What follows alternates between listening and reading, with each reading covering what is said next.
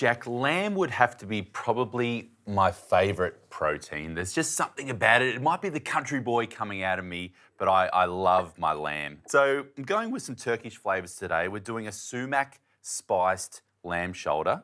Love sumac. And then we're going to make a little Turkish couscous to go with it. Delicious. And then some cumin, which has a great flavour as well. Then we want a good glug of olive oil. Sumac almost has like it's citrusy, but there's almost like a little berry tinge for me as well. So sometimes I'll actually sprinkle it over like a dessert that has berries and yogurt. Like you could do a meringue with it if you wanted to. Yeah. But it's one of those spices that can be infused into lots of different sweet or savoury dishes. And goes really well with fish as well. All right, I'm going to crank up our beautiful non-stick pan here. We want to get this high. What we're going to do is we're going to sear it in the pan and then we're going to pop the pan and all in the oven. That's very good. Love that. It's nice when you've got a good quality pan that you can take from stovetop into oven, you know, trust because it's going to hold the heat. Yeah, we're only going to be cooking at 180 degrees, but these pans can go up to 260 in the oven, which just amazes me. I love that. All right, a good whack of pepper. All right, and now I'm just going to pour all this gorgeousness over our lamb shoulder. I've gone with lamb shoulder with the bone in because I love lamb shoulder, especially when cooked to perfection. It almost just falls off the bone, which is what you want. Well, T-Bone, I think nothing less from you. All right, now I just want to get in and give that a good massage. Our lamb goes into the hot pan.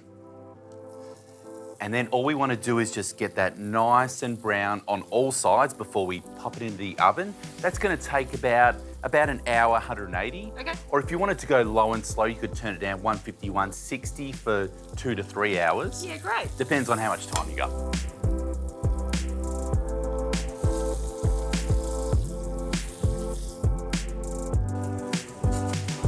All right, Jacq, our lamb's in the oven. That's smelling great. Let's get on to our Turkish-style couscous. So I've got a pot, 2 cups of water that I've just brought to a simmer. Now, I've just turned it off because that's just right doing its thing.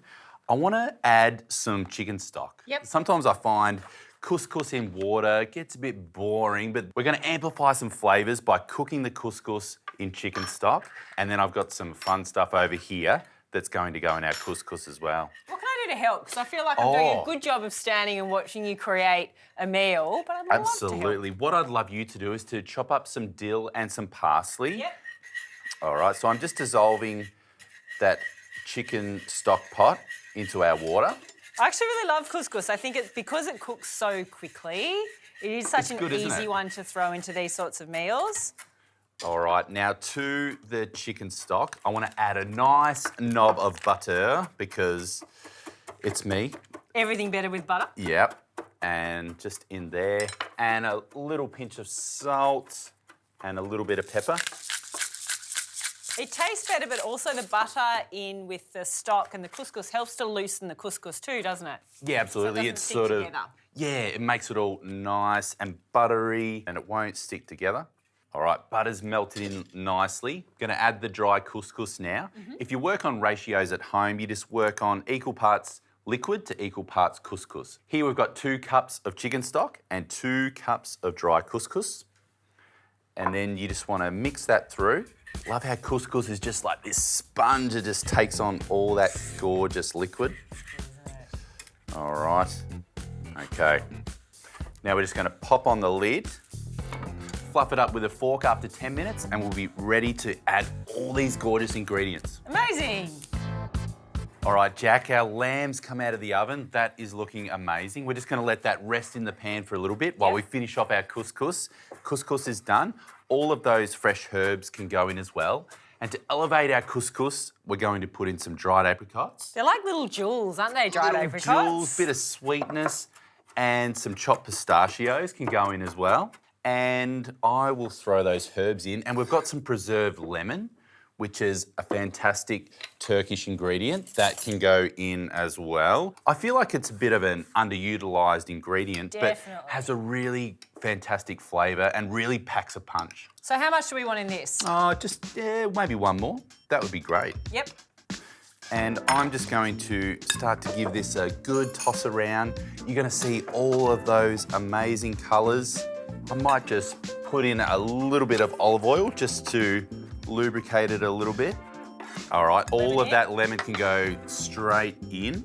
Beautiful. All right, look at all those amazing colours in the couscous. It's looking good. Fresh and vibrant. Now I want to do a little harissa yogurt to go with this dish as well. Yeah. So we've got some harissa paste there. I just want you to mix that with about half a cup of yogurt. Harissa paste has got some spice to it too, hasn't it? Real kick. A little bit of spice. Okay, couscous can go onto our serving platter. A nice pile of this. This is one you pop in for your Turkish feast in the middle of the dinner table and everyone tucks in. Then I'll grab some tongs. All right, lamb's on there. Our harissa yogurt looks great. Just gonna pop some in our ramekin here. It's beautiful. There's gorgeous colours going on here, lots of different flavours in the couscous salad. I know the lamb's going to taste great. I have full faith that you've made an absolutely incredible lamb. Bring in your gorgeous eggplant. Would you look at that? Oh, what a Turkish feast. Turkish banquet for two, or 20.